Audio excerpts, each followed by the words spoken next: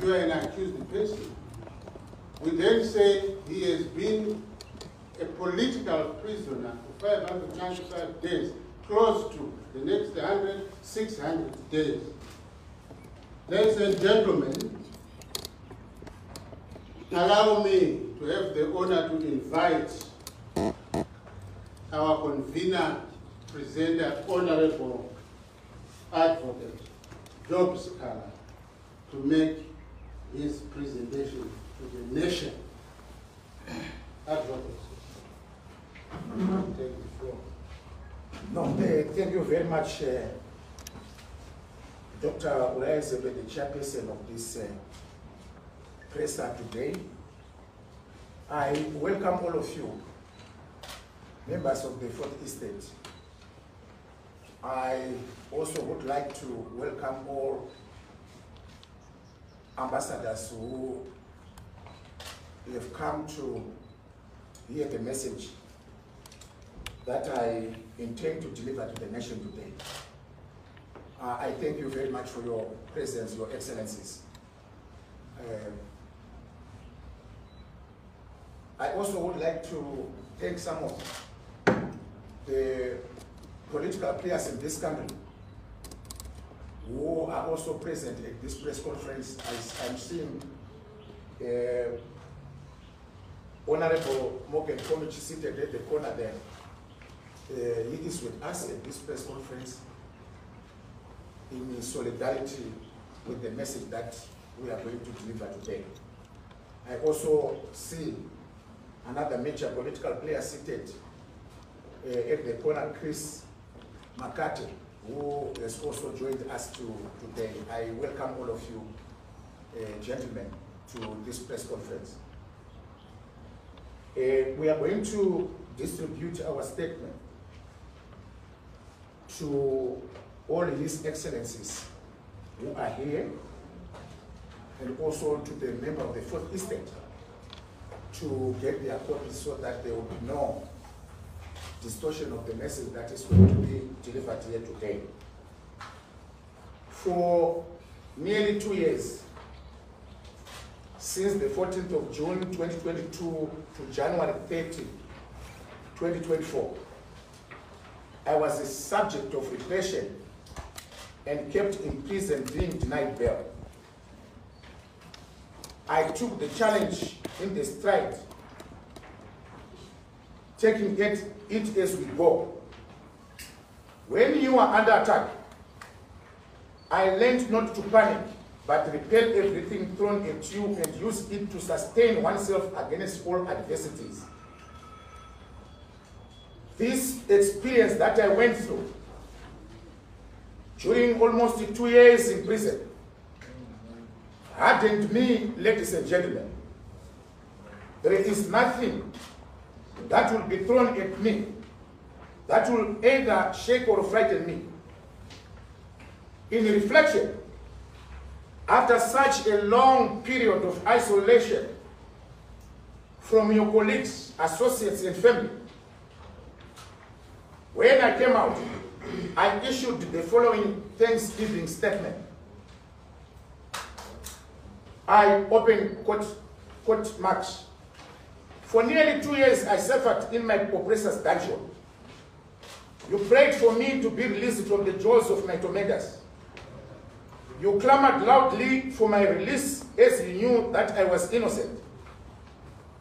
You stood with my family. I am crying as I type this statement. Your love strengthened me throughout. I deeply understand the pain and agony we shared together during the period of my unmitigated oppression. But let me reassure all of you that I am prepared to pay any price for the love of my country. That I am prepared to pay any price for the love of Zimbabwe. That I am prepared to pay any price in defense of democracy, freedom, and the happiness of our people. To all Zimbabweans in the country and in diaspora, I thank you. Even if it is with our own blood, does not absolve me from criticism on omissions which I could have done. This is the cornerstone of a democratic struggle we have been engaging in and which we desire to build in Zimbabwe. It is said that for the past 2 years when I was in prison, things have turned for the worse. I still found people in abject poverty, struggling for a meal a day, shrinking democratic space, entrenched dictatorship, fear and hopelessness of the direction the country is going. Elections came and went when I was in prison, amid an extreme toxic political environment and the clamor for economic and electoral reforms. Before going any further, any form of electoral process in our country under the same usual conditions and without the necessary reforms to deliver the will of the people has been a challenge confronting us as Zimbabwe since the emergence of the mass democratic struggle in our country. This is the center of the democratic struggle for any future political trajectory in Zimbabwe. The call for reforms shall be the forte of our struggle and shall position and give the people of Zimbabwe a golden chance to choose leaders of their own choice. The question to ask is whether the mass democratic struggle is going to achieve a different result from our experiences of the past. What is the strategy? I'll come to this question at a later stage. What is currently happening in the opposition is not uncommon. It is the common political strategy that has been happening and implemented by despots throughout the world down the centuries. Mobutu Sese Seko used the same strategy of distributing patronage and buying of individuals in opposition ranks to destroy and disorganize it by exploiting the discovered weaknesses in the opposition superstructure. During the mass democratic revolt against imperialism and colonialism in our country, the Rhodesian kingpin, Ian Douglas Smith, implemented the strategy with perfection to the extent of delivering an internal settlement. Series of apartheid leaders applied the same strategy and tactics and ended up establishing homelands which purportedly gave a facade of independence to black self-governed enclaves. Dear Zimbabweans and worldwide friends, Zimbabwe is at the crossroads. Coming back to the question whether the mass democratic struggle in our nation is going to achieve a different result from our experiences of the past. Yes, it will. Yes, it will be. How? Our seemingly unsurmountable struggle for freedom and emancipation needs everyone on board, whether black, white, or yellow. It is our challenge together. Our struggle should not be restricted by narrowness, lack of initiative, and hesitation.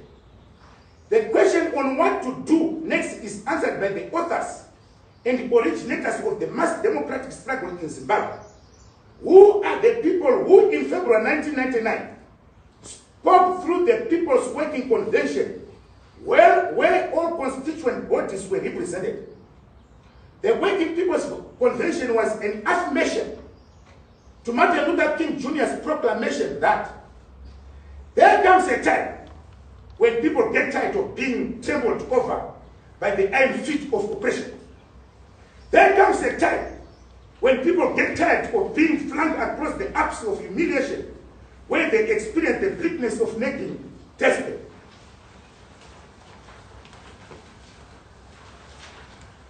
The weaknesses of our 1999 approach was that the meeting of the constituent bodies was heavy at the top, with only ZCTU having grassroots structures. It was the meeting of constituent bodies at the national level, with less participation from the shop floor and village level, which eventually led to the clash of egos.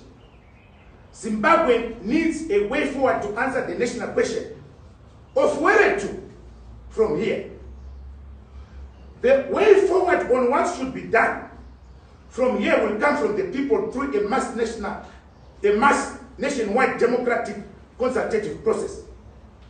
The national consultative process will convene the nationwide democratic consultative conventions. The consultative process will involve all important constituent bodies.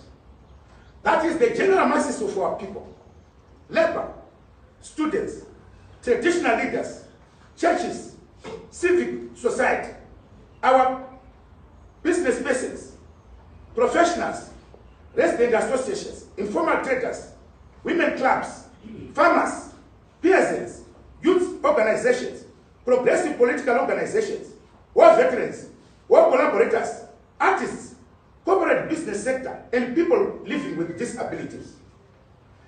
It will start from the village to the ward, district, and provincial level. This process will be conducted by the representatives of different constituent bodies mentioned above at every level. The process will eventually lead to the convening of the National People's Democratic Convention. The input and ideas that will come from the people will be collected and coalesced by the National Democratic Task Force, made up of seconded persons from different constituent bodies who will be conveners of the National Democratic People's Convention. Each one in this process shall elect a delegate to attend the National People's Democratic Convention, which will debate the views collected and coalesced during the Democratic Consultative Conventions, yet held at shop floor and grassroots level throughout the country. This will be our guide to the future. Critics are pointing out that some constituent bodies have been hijacked by some people, like what they have done to the CCC. Let me give you as an example. What is such as the ZCTU or any other constituent body do not mean persons at leadership level. ZCTU is the worker who is at the shop floor level. It is not its leadership. There is no ward, district, or a prophet without a student, a worker, or a church elder. These are the ones that will constitute the Democratic Consultative Convention. Therefore, there will be no one left without being consulted, from Malipati to Matusakona, from Kotwa to Manama, from Spepa to Mzalabad. We are embodied by the Declaration of Nelson Mandela that action without vision is only passing time. Vision without action is merely daydreaming, but vision with action can change the world. We are not here to pronounce the emergence of a political organization, but a broad-based mass democratic movement for everyone in advancement of the mass democratic struggle in the fashion of the United Democratic Front of the 1980s in apartheid South Africa. This is held by many Zimbabweans who perished during the period of the liberation struggle, and those who died since the resuscitation of the goals and aspirations of the mass democratic struggle in Zimbabwe in February 1999. Dala Costa had this message for all leaders. Do not promise what you cannot deliver. Do not misrepresent. Do not hide behind spin doctor diversions. Do not suppress obligations. Do not evade accountability. Do not accept the survival of the fittest pressures. We promise that we will stand by our word and deliver in terms of our part. We are not men and women of empty threats. We are decisive in our declarations. The mass democratic struggle is people-driven and owned. Every struggle waged throughout the world down the centuries has succeeded when people own it. The masses must own the next decisive stage of our struggle. Whether I will be there with you or not, as my enemies have not shelved their plans to assassinate me for the sins best known to themselves, this process must proceed uninhibited to finality. With or without resources, the people shall carry out this most important task in the decisive phase of our history, and our people struggle against tyranny for freedom, for their freedom, dignity, and prosperity. have retained their democratic right to cling to the CCC carcass. I wish them all the best in their project. We pray to the God of David to give us the strength not to be shaken by the antics of our enemies, and to bless the fruits of our labor and efforts. I thank you, all of you. Thank you.